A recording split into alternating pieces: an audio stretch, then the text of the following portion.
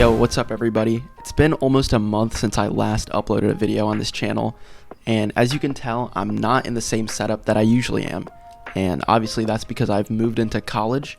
I actually moved in about 2 months ago. As I'm filming this, it's November 1st, but the previous videos that I uploaded were all pre-recorded at home, so you couldn't probably tell that I moved in. But yeah, I know I've been pretty slow on the uploads, but that's just because I've been trying to get used to the college life and all that stuff. So I promise I'm going to try to upload more, but if you guys are wondering why I wasn't uploading, that is why. But I'm back at it with another video to help you guys on your college applications.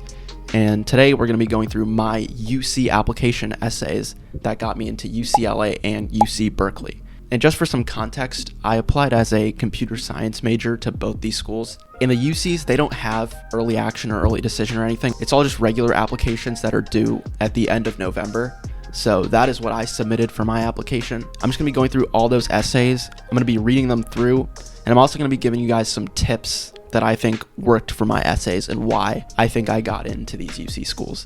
So stick around. I hope this video will be pretty helpful for those of you who are applying to the UCs. And this doesn't just apply to UCLA and UC Berkeley, it applies to all the UCs because they all use the same application. So we're gonna be going through that. And yeah, if you wanna see more college application, college content in general, consider subscribing. It's free, it helps the channel out a ton. And you can always change your mind later if you don't want to. So just a little thing like subscribing and liking the video on your part helps me out a ton, and it motivates me more to upload. So I really appreciate it if you could support the channel. Also, if you wanna see other types of content, like I was thinking maybe like a dorm tour or something like that, let me know, because now that I'm at college, I have the freedom to make those type of videos. So if that's something that would interest you, just let me know and I could do that. So without further ado, let's get straight into these essays, and I'll be dropping some tips along the way, so stay tuned. So typically the UC application includes 8 essay prompts, but they allow you to choose 4 out of the 8 prompts to answer. So I think the 4 that I chose were pretty diverse prompts that encompassed all my qualities as an applicant. These prompts are very flexible, so whichever ones you feel like you can answer the best should be the ones that you answer, obviously. So the first one that I'm going to be going through is the one I wrote for the prompt that says, describe an example of your leadership experience in which you have positively influenced others, helped resolve disputes, or contributed to group efforts over time. And this one, as all of them, are 350 words. So this is what I wrote. I said, after a disappointing end to last season, a group of Science Olympiad veterans and I decided it was time for a change. Together, we drafted the Declaration of Science Olympiad. Like the Founding Fathers, we set out to outline our own 3 key goals. First, we aimed to raise $3,000 by October. Second, we committed to ensuring leaders take charge of events with weekly meetings. And third, our top priority was fostering an environment of motivation and encouragement. Fundraising wasn't easy. I knew we couldn't allow it to take up our valuable time, so I aimed for simplicity. Selling Mally's chocolates and hosting an online popcorn fundraiser brought in over $2,100 in just 5 days. The ease of simply sharing a link made it highly effective, but this was just the beginning. The more noticeable transformation came with student leadership. In the past, our team had a reputation for last-minute scrambling before competitions. Thrown together projects and rushed cheat sheets were standard practices. To prevent this, I assigned our seniors leadership roles based on experience and performance at the first meeting. I also coordinated weekly check-ins that turned into brainstorming sessions. I could see the shift. Nervousness was replaced by focus. Still, the biggest challenge was cultural. We're not competing against each other, I reminded the team. I emphasized motivation and support. I fostered a collaborative team dynamic by encouraging an open, judgment-free environment where everyone could ask questions. Slowly, the mantra I had instilled, "We are a team," began to resonate. This allowed us to focus on growth and team success, rather than individual accomplishments.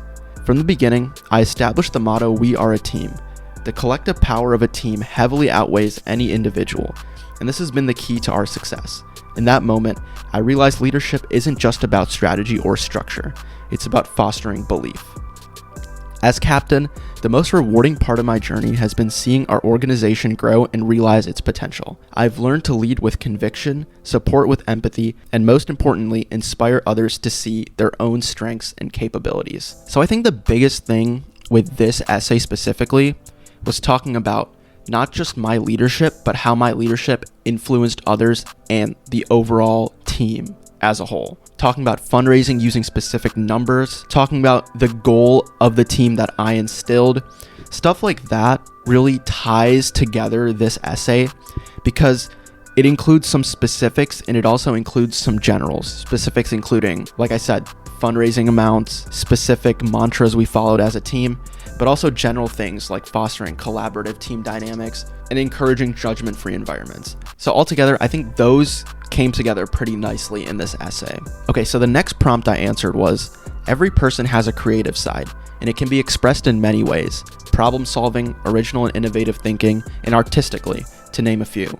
Describe how you express your creative side. So I recommend everyone answer this prompt on their UC essays because a lot of times applicants are very academic focused, and showing a creative side can really bring nuance to your application and show that you're more of a well-rounded applicant than those who are just focused on academics. And also, the UCs don't emphasize academics and test scores as much as other colleges do. You know, they don't even accept the SAT and ACT for you to report. So emphasizing your creative side, in my opinion, is more beneficial for this application specifically. Okay, so this is what I wrote. I said, how can I make $149.99? I blurt out to my mother. She chuckles. You're 11 years old. What could you possibly need that much money for? She asks, half expecting an actual answer. But if you really want it, ask the neighbors if you can cut their grass. And so I did, sweating under the sun until I saved up a crisp collection of 16 $10 bills for my grand purchase, a refurbished camcorder. Making videos is a means of expressing myself. Unrestricted by any rules, I can be who I want to be, share something that will live on far longer than I ever will. If I wake up one day inspired to argue why LeBron James is the greatest basketball player of all time, I can. If I dive into the mysteries of space-time paradoxes and share my thoughts with the world, I can do that too. Knowing there's a community of people who share my passions and are eager to engage with my ideas drives me to keep creating. While others are captivated by the storylines of movies, I find it difficult to focus on anything other than the artistry of the cinematography. Days after watching a Christopher Nolan film, I often obsess over how to replicate his most brilliant shots. During this process of recreation, I've inadvertently taught myself hundreds of hours worth of DaVinci Resolve editing tutorials and camera settings hacks. I push myself by experimenting with different lighting, subjects, and angles, constantly chasing that elusive perfect shot. One that feels as breathtaking and deliberate as those that inspire me. Something every filmmaker, amateur or expert, knows, that every frame is deliberate. These critical, creative decisions that filmmakers make are what I find most fun. From the planning stage to filming and editing, making a video fuels my creativity. I hope to one day be the next Casey Neistat or Peter McKinnon, turning this passion I love into a lifelong pursuit of storytelling through film. So this one's pretty self-explanatory. As you can tell, I enjoy making videos and making content to post online. Before this YouTube channel specifically, I used to post basketball videos on another channel. I don't upload it on there anymore, but I've always had a passion for making videos. It's what I like to do. It's how I express my creativity. So really try to find something that you really connect to. For some of you, it might be painting or art. For others, it might be content creation. Just something that you genuinely really enjoy and not just enjoy for the sake of writing it on an essay. If you deeply are passionate about something, writing the essay comes much easier.